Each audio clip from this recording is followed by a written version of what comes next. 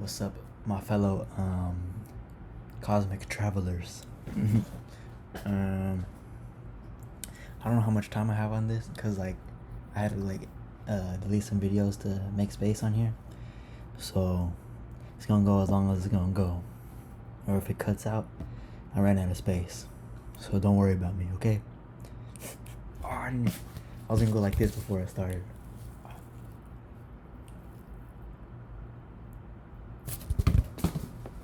I drew that at work, but yeah, okay. What the fuck? Oh yeah, the moon's in Virgo, so we're gonna do a Virgo reading. Alright. Oh damn, bro, I always do that.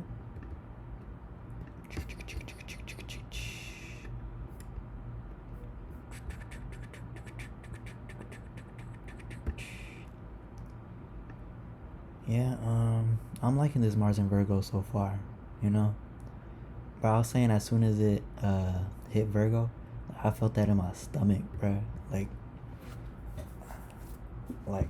because I started thinking hard, and I was like, my stomach started hurting, and then I was like, oh, I bet Mars is in Virgo.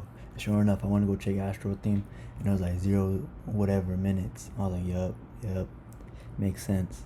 But anyways, we'll get to it. Alright.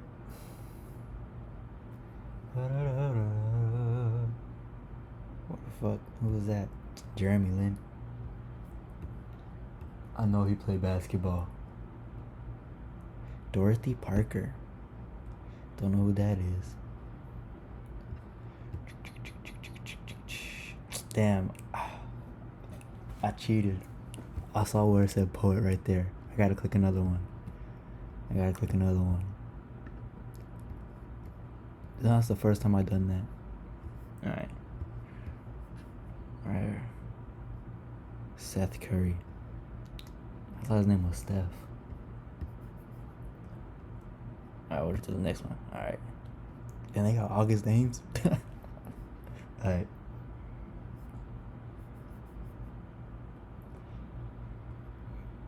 Whoever this is. A.G. Cook. Alright, I'm gonna zoom in. I'm looking up so I don't see the words. Alright.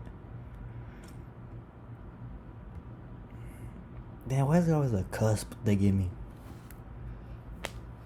Not always, but I think the last one I did was also a cusp. Or 2 videos ago it was a cusp. I don't know, whatever. I'm just hating.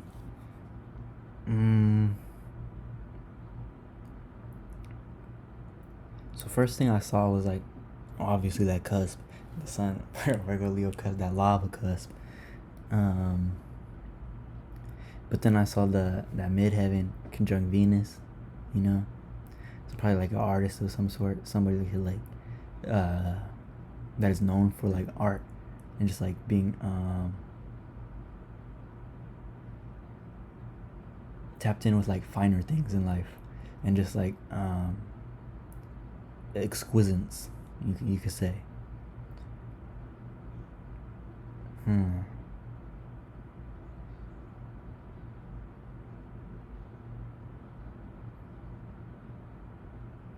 I'm sure that yellow line right there is it's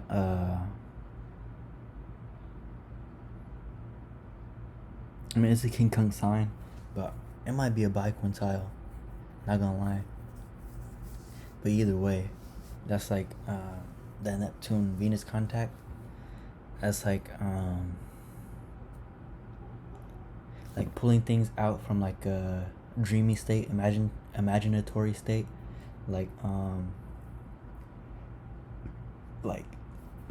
imaginations and ideas that probably wouldn't be grounded in reality, right? So it'd just be I don't know, you think of a fucking a fairy with a unicorn, riding a unicorn in the woods or some shit, right? And then so that contacting Venus would be being able to express that type of stuff through art, poetry, visual arts. It could be music too, something like entrancing. You know what I mean? Like something that really paints a picture. That'll take you to that something that paints a picture that'll take paints a picture paints a picture creates a world that like takes you somewhere else other than like you really travel whenever you experience whatever this person creates, right? Yeah, and for sure they have that um Venusian type influence with that Libra moon, you know. So like uh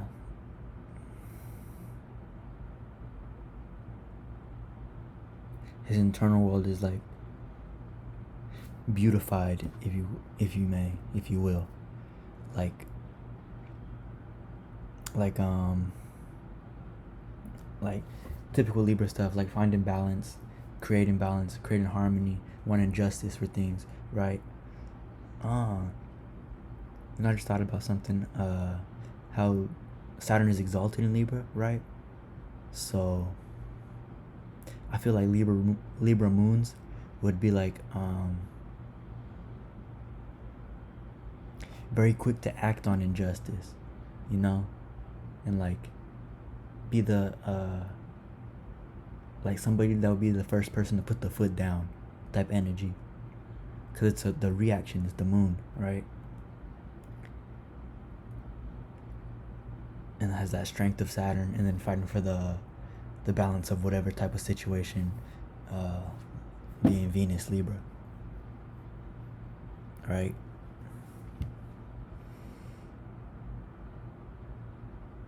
Mm-hmm. Mm-hmm. Mm-hmm.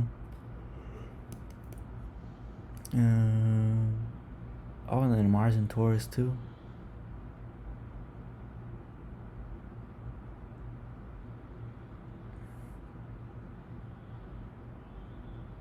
So that adds to that Venusian type energy, right? And then to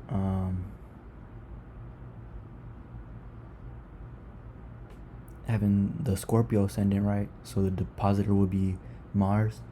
So in Taurus, adding to that Venusian type energy, right? And Mars and Taurus, that's like, you know, we're talking about Venus. It's the nighttime of Venus, so it's like how Libra is like the appreciator, and like pushing out like oh, this is beautiful, oh, this like being harmonious in like the communication ways, being able to like push things out and be like show love basically, or give love, right? But Taurus would be the type to just like show it and like not say it, and be like more like materialistic in a type of sense. I wouldn't really call it like, it could be materialistic, but like it's not like 100% certain, right? Because I mean, like, who doesn't like nice things, right? Who doesn't like some good food? Who don't like some like a nice shirt, right? Like some like, you're like, oh, this is nice, I like this. Ooh, this is nice, I like this, right? You know. But having Mars there, it's like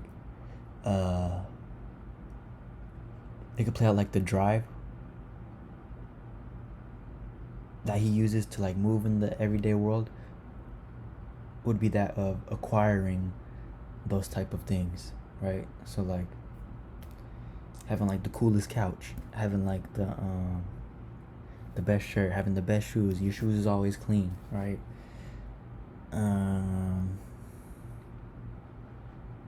Always looking good.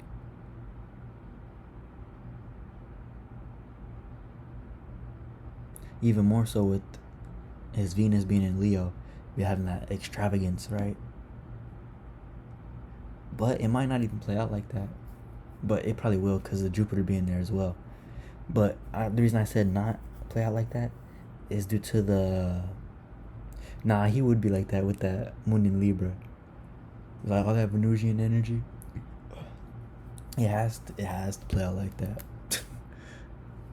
Nah, and then having his Mercury in the third decan of Virgo, that's so that would be Yeah, that is the Venusian decan of Virgo, right? And that's pretty cool. I'm not gonna lie. Like all the like a whole bunch of things like tie back to that Venus placement in the midheaven, right? And it really shows Leo Leo being the sign that the Venus is in the midheaven. That's cool. Because Leo is like the drama, the center of attention, the star of the show. Leo, sun, star, you know, the main focal point, so to say. Um, oh, but what was making me say that he wouldn't be like that materialistic type is due to the North Node being in Aquarius. So it's like you know, Aquarius is weird. Like you might not know what an Aquarius does, like, or what they're going to do. Um, but Aquarius is like tied to like communities, um, like being like humanitarians. Really, I was trying to get at like him being like a hippie type with that North Node in Aquarius, or like pushing for that, right? Like so maybe that could be like denouncing like all that like Venusian type things, right? Being like, oh, we don't need all that because I don't know, like how people be having the perspective of like fuck the rich, like that type of shit. But I don't think it will play out that way with all that Venusian energy like leading up to the midheaven conjunction Venus and Leo, right? But it's probably that type of like, for lack of a better term, showboaty energy. That type of like oh, look at me, like uh he might not even be like a look at me type, right? Due to his Mercury and Sun being in Virgo. But it's that cusp though, that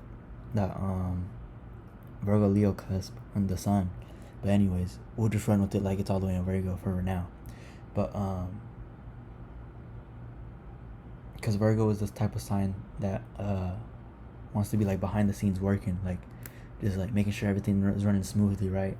It's like it's the sign after Leo. If Leo is the stage, Virgo is the person behind the stage with like the headset on, making sure everything runs smoothly, everything is in order, right? Making sure like Leo's makeup is all like looking good or whatever, right? So it could be that it plays out like this person doesn't even like uh, call for the attention, like saying like, oh, look at me, and it was like he just like walks in somewhere and like it just like plays out like naturally. Everybody wants to look. Everybody wants to be like, oh, who is that? You know what I mean? Like he's just walking like, you know, like it's normal. Especially because his ascendant is in Scorpio too, right? So it's like that type of um like he's already walking in just like focusing on like literally everything else but like himself, and being all like, oh yes, yes, praise me, right? He's not doing that. He's like I was saying, like focusing on like literally whatever else is in the surroundings, right? And then especially so because of his ascendant being in Scorpio, so he's like you know how like Scorpios just like, you catch a Scorpio like just like looking around, like, you know, like um like probing, right? But then like also like while he's doing that, it's like type of like smugness to it, right?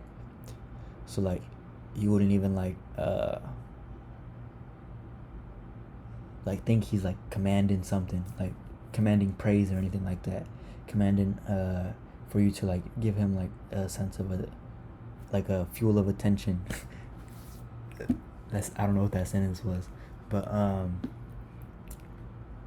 yeah, so it's like just like creeping in the room basically. He's like floating through, right?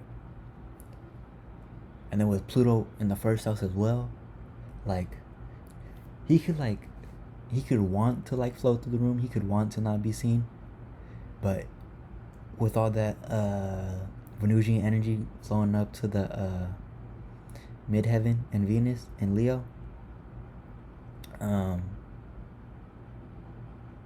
and as well as the Pluto being in this first house, so like naturally whenever people like come into contact with him, right, like first off they're like wowed by his appearance, right, all the stuff that like he is naturally into, that is like deemed as like fashionable, cool, um uh like beautiful type, elegant type, right, all that stuff that he's naturally into, like they're drawn to him for that.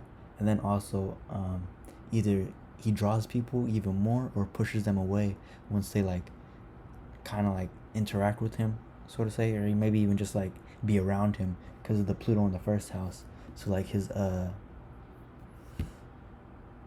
like whenever people first come into contact with him, like they get a sense of that plutonic type of energy, right? Even more so if because it's in Scorpio.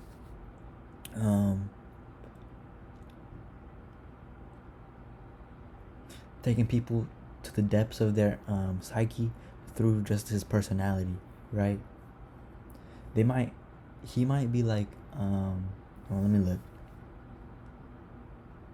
Yeah, having that Mercury sextile Pluto, yeah, Venus square Pluto, Jupiter kind of square Pluto, Chiron, trine Pluto, Mars opposite Pluto. Yeah, like people will be drawn to him like based off of like style and like appearance, or they'll get a sense of like that Venusian type energy just off of him. But once they like start like interacting with him, like it'll show that through like just the way he is, that he's into like darker sides of life, right? Or just like with all those Pluto contacts.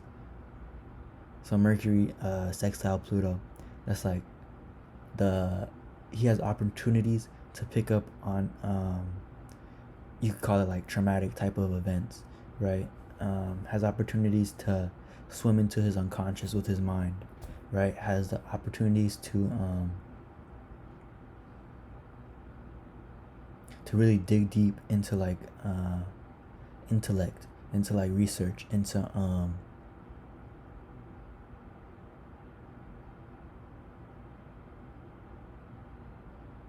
damn, I was just thinking if that Mercury's in the 11th house along with that and it's sextile to that Pluto in the first, that's like not even him like, or along with him showing up and like tapping people into the plutonic realm, into their like own psyches and shit, just based off of interacting with him, right? He's also communicating those things with his whatever he's associated with. Um,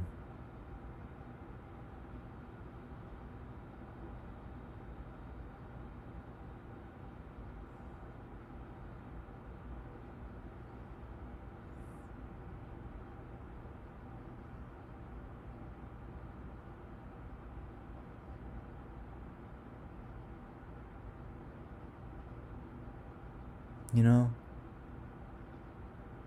I get the sense even though that he's a Scorpio rising, he might be like, you know, Scorpio is like categorized as like being like secretive and like having a mask up and like not showing like the full hand that they have, right? Not showing everything that's going on inside, right? I feel like that might be true for him, but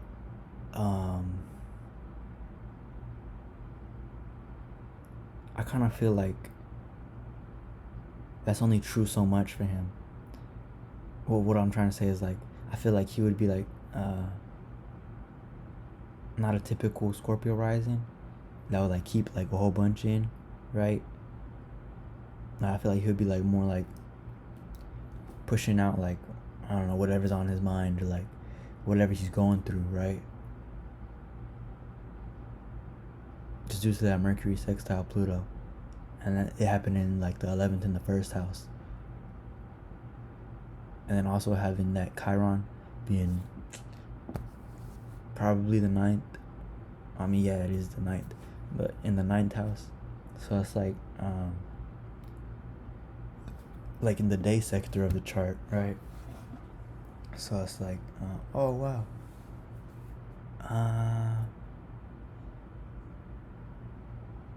Oh no. I started thinking about like the Hellenistic what the fuck is it called? The sects. I'm saying sects, sects, not sex. Because it's like the sun, Jupiter, and Saturn are considered benefic if like in the top part of the chart, right? And then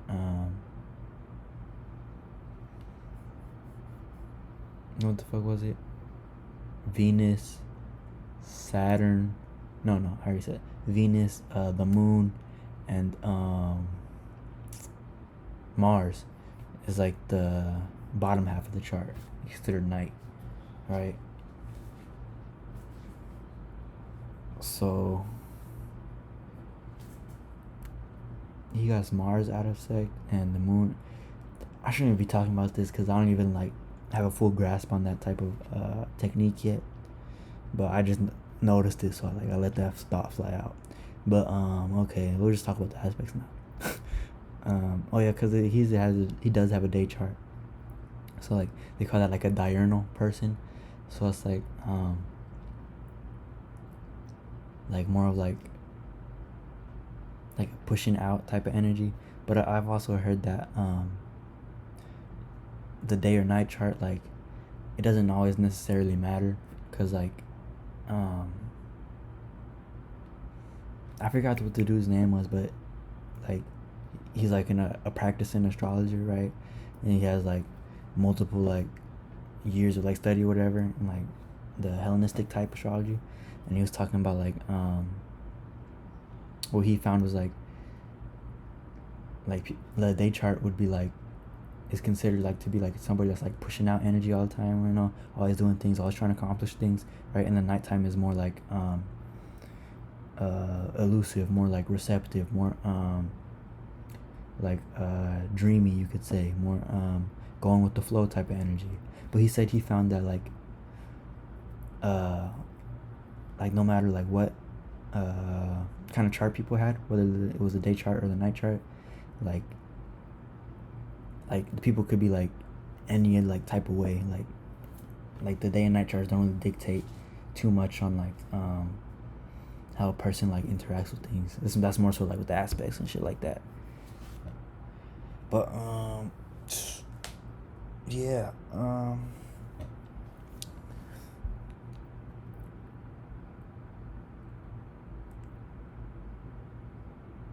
you know, that Jupiter is interesting because it's right there conjuncting Venus. So all that Venusian energy I was talking about, like how it's so prominent in the chart, is like expanded due to Jupiter being there.